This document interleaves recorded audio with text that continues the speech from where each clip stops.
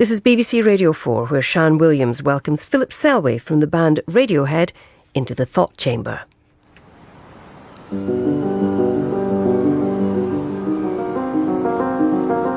There is a room in central London devoid of sound or light. No noise comes from the streets.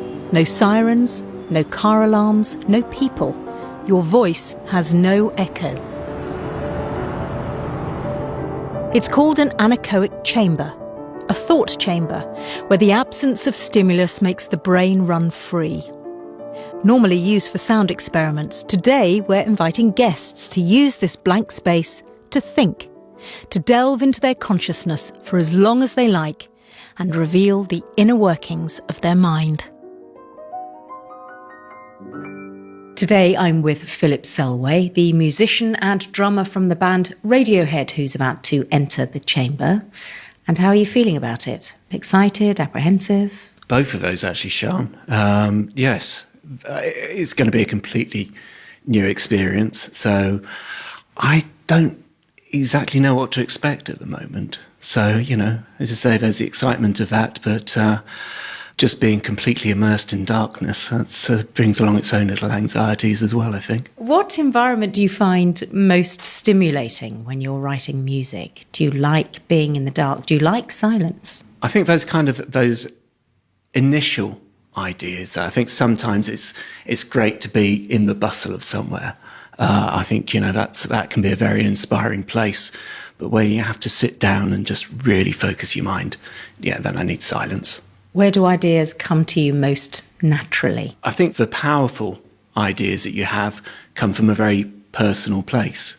And for me, that's at home. So, I think my best ideas come from there anyway. Well, I hope you enjoy it as an experience. Thank you. And I hope something comes out of it. Are you going into the chamber thinking, I'd like to create something when I'm in there? Well, it depends how we split the royalties afterwards, really. It would be nice, though. Some kind of, minor epiphany would be fun. Let's have one of those, shall we? Yeah. Thanks.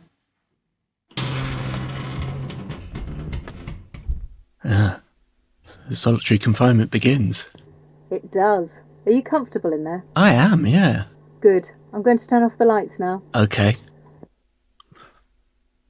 Oh, my. Well, that's quite nice, actually.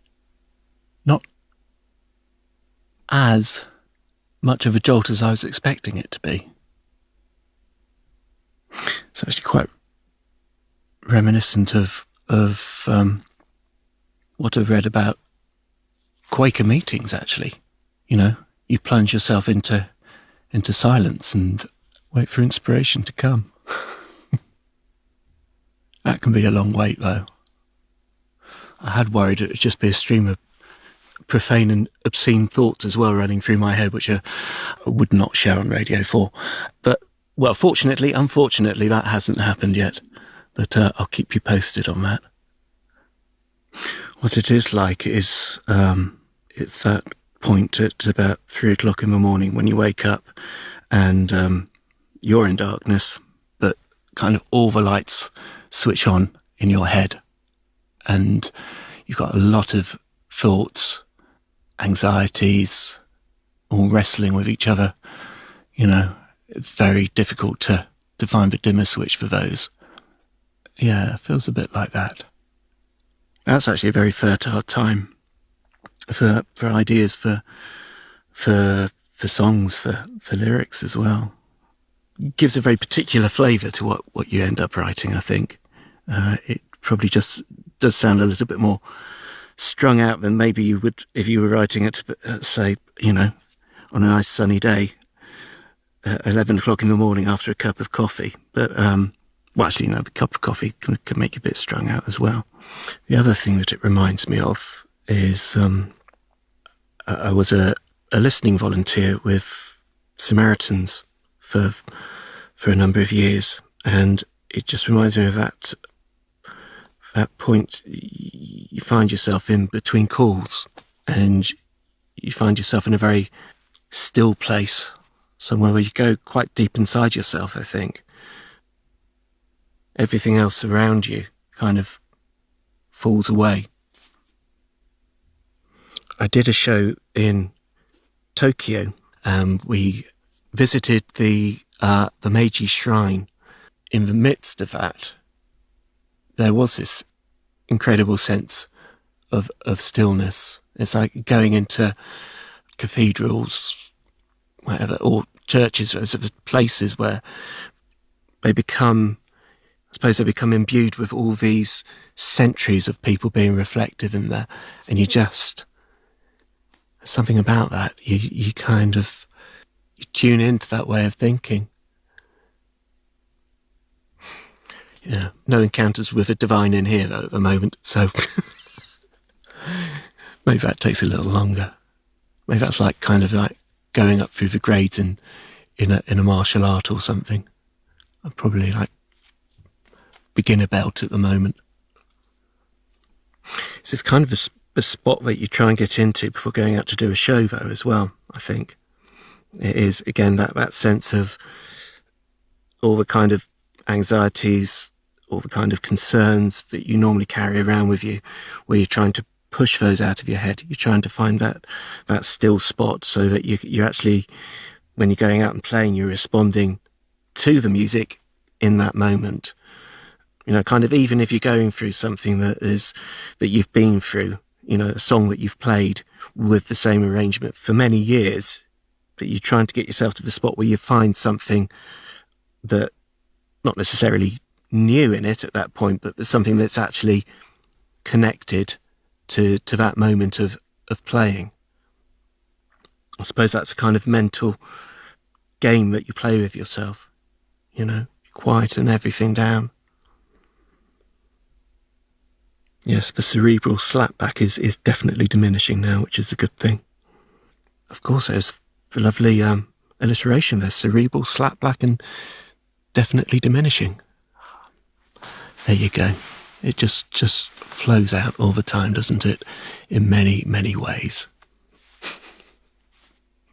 Actually, thinking back to my trip through Oxford on my way here earlier on, actually, it's just making me realise what I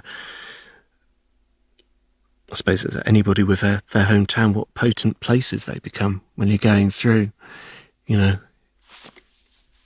you have so many layers of memories, you know, and a lot of them are actually becoming quite sepia toned for me now.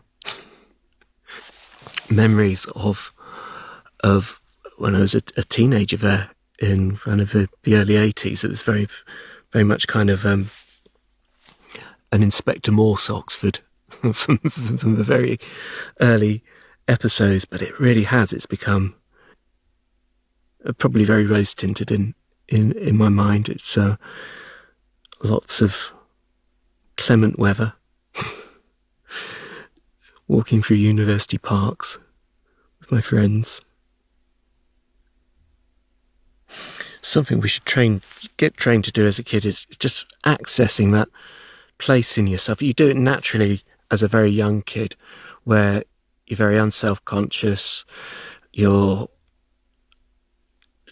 feel comfortable in your own skin, and it's the kind of spot that you want to get to. I mean, as a musician, that's the kind of spot that you want to be in. You want to be immersed in what you're doing, but you find that, you know, on the bad days, it's just all the other voices that, you know, all the kind of, I don't know, I suppose it's the negative opinions that you've picked up about yourself, or what you're trying to, those moments where you're not wholly being yourself. But it is a wonderful, liberating feeling when you feel comfortable in your own skin. If we could all be trained how to get there, I think we'd all rub along very nicely. Okay, I'm sold. I want one of these at home, actually. It's great. Yeah, I think we can roll them all out. Maybe it's something we can get on the NHS or something like that. You know, any luck, if I reach the afterlife, it might be a bit like this. Maybe with a bit more entertainment on hand, but but I'd settle for this. Hello. Hello, Sean. I know you're enjoying it, but I'm going to turn on the lights and come in. Okay, see you soon. Oh, that is bright.